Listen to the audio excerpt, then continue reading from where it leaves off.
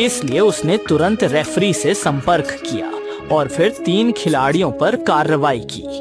शांति बहाल होने के बाद प्रतियोगी बाहर आ गए और पुराने एजेंट ने तुरंत एक नंबर को बुलाया। दूसरी तरफ से भी उन्हें निराश नहीं किया गया और वह जल्दी ही दौड़ कर आ मैं चिंतित था, लेकिन सौभाग्य से मैं पहले से ही बहुत व्यस्त था, इसलिए मैं प्रतिद्वंद्वी खेलों से बहुत व्यस्त। इसके बाद प्रसारण फिर से शुरू हो गया और रोटरी व्हील भी घूमने लगा। इस बार संख्या 3 थी। लाओ जिन ने जल्दी से अपने तीनों साथियों को पहले जाने दिया, जबकि वह और नंबर 1 साथी की तलाश जारी रखने लगे। दूसरी तरफ माँ और बेटे दोनों ही।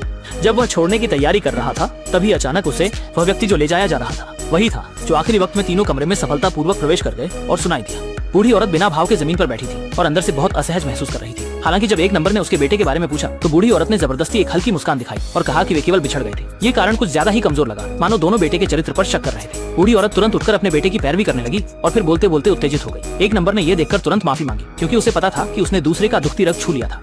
इसके बाद कमरे का दरवाजा खुला और खिलाड़ी बाहर आ गए। बूढ़ी औरत